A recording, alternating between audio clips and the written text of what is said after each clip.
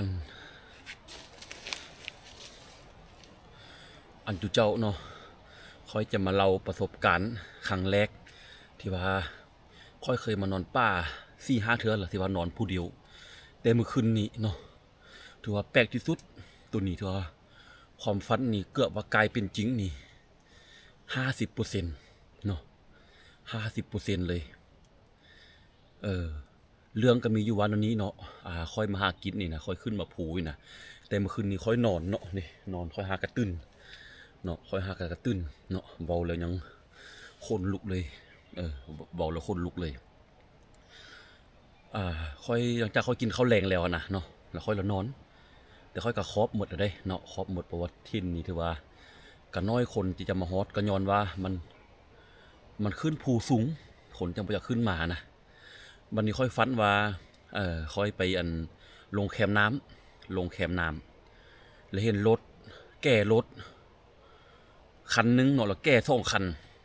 แล้วไล่ไปกับสายน้ำเลยเนาะแล้วค่อยแล้วโดดลงซอยแต่ค่อยจับโทรศัพท์ของค่อยเนาะจับโทรศัพท์อันนี้แหละนี่แหละที่ค่อยใส่โทรศัพท์นี่แหละจับลอยลงมาค่อยกับซอยบ่ได้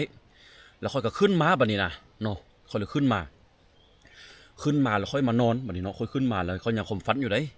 ค่อยเลยขึ้นมานอนบนค่อยนอนนี่แหละเนาะค่อยมานอนบนค่อยนอนนี่แหละค่อยฝันนอนไปนอนมาบึดนึงแล้วค่อยละเสียใจว่าซอยบ่ได้หั่นน่ะมื้อนึงเราเห็นพอเท่าเราสูงย่างมาหาค่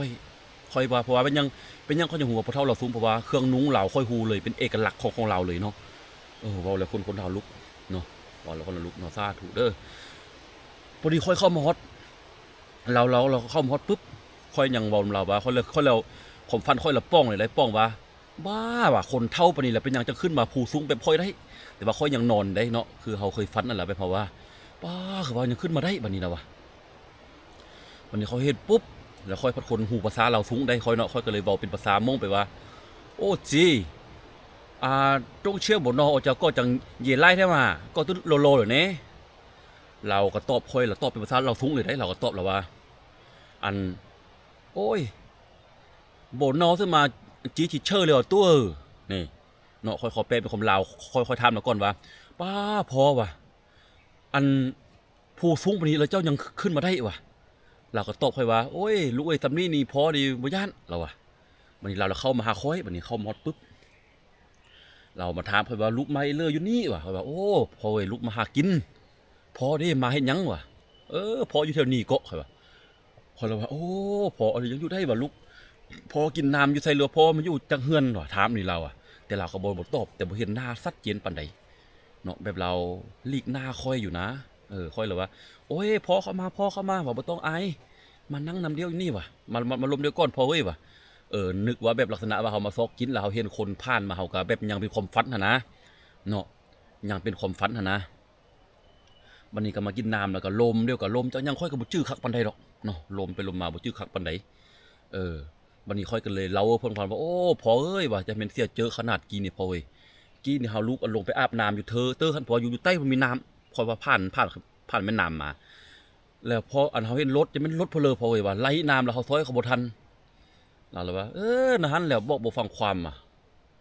บอกว่าอย่าเอามาเนาะหั่นน่ะเราว่าแต่ว่าลมกันเป็นภาษาลาวสูงเด้เนาะแต่ว่าค่อยสิแปลเป็นคนลาวเฮาฟังเดี๋ยวนี้บ่หันลาวพอลมมันแล้วว่าลูกเอ้ยคันซั่นแล้วลุกพักผ่อนซะเด้อว่ะพอสิเมื่อก่อนว่ะเด้ทางเฮือนพอเราย่างเมื่อเราค่อยเห็นว่าเราเมื่อทางนี้นี่เห็นเราไปนี่เนี่ยแบบค่อยนอนนี่นะเราไปทางตีนค่อยแต่ว่าความฝันดอกอันนั้นน่ะไปวันนี้ค่อยตื่นขึ้นมาตอนประมาณ3 โมงไปป้าค่อยว่าคือว่าฝันแนวนี้เด้ว่ะคือว่าอยู่ภูสูงบัดนี้ยังฝันอันนี้บัดนี้ค่อยได้มาคำนึงว่าไอ้น้องเราสูงเนาะที่ว่าคันมีพ่อแม่เสียชีวิตเนาะเขาจะเอาไปปะไว้ผู้เดียวก็ได้โดยที่บ่เป็นภาษาไปปะอยู่บนสูงค่อยคิดน้ำใจค่อยได้ค่อยตื่นมาแล้วค่อยคิดน้ำใจค่อยแต่ค่อยก็นอนต่อค่อยว่าบ้าเนาะบ่แม่นอันนี้บ่ว่ะค่อยเรานอนอีกบัดนี้น่ะนอนรับแล้วบัดนี้บ่ฟันหยังเลยบ่ได้ฟันหยังแล้วเนาะค่อยนอนรับปุ๊บเนาะค่อยก็เอิ้นครอบนี่เนาะหั่นเด้อลูกเต้ามาหาอยู่หากินบ่ได้ทักได้ทวงกันเลยเด้อว่ะจานค่อยก็นอนนอนมันนี่พอดีค่อยตื่นมาบันหน้านี่แหละมันตื่นมาตอนนี้แหละเนาะกี้นี่แหละประมาณ15 นาทีก่อนค่อยมาเบาอยู่นี่หั่นน่ะ ค่อยละไปค่อยย่างไปตามทางที่ว่าค่อยเห็นเราไปหั่นไทเจ้าเอ้ยว่าแล้วคนนาวลุกคนคิงลุกเจ้าเอ้ยเนาะคนคิงลุกเลยจำเป็นเรานะค่อยก็สิเอามือไปเห็นแท้เนาะบ่อนที่ว่าเพิ่นเอามาฝังหั่นน่ะเพราะว่ามันเป็นเอกลักษณ์ของเผ่ามงแล้วเพิ่นจะต้องเอาอันก้อนหินนี่เรียนใส่เรียนเต็มใส่เนาะขอยว่าอยากถ่ายรูปไปเบิ่งแต่ว่าค่อยบ่อยากรบกวนเพิ่นอาจจะบ่อยากออกหน้ากองหน้าหยังเนาะก็เห็นเรียนใส่เขาจะว่าโอ้ยตายแม่นแท้เมื่อคืนนี่แม่นเพิ่นมาแท้เมื่อคืนนี่ตายว่าแล้วคนนาวค่อยเห็นบ่คนนาวค่อยลุกเลยค่อยก็เอิ้นเลยเพิ่นโอ้พอเอ้ยว่าลูกบ่ฮู้ลูกก็มาหาอยู่หากินธรรมดาแหละเนาะแต่ก็ฮู้อยู่ว่าพ่อก็บ่ได้มาอันมีแต่พ่อมายื้อยามทำข้าวน้อยลูกก็เมื่อแล้วว่ะค่อยก็สิเมื่อเจ้าเว้ยตายความฝันเป็นจริงเลยเนาะแต่ว่าตัวที่ว่าเขาซอยรถซอยรางพุ่นค่อยก็บ่ฮู้ว่าเป็นแนวใดแต่ว่าตัวนี้เลยมันป้าแต่เจ้าเว้ยเป๊ะเลยบ่ฮอดแล้วนะส่งสุดกับบ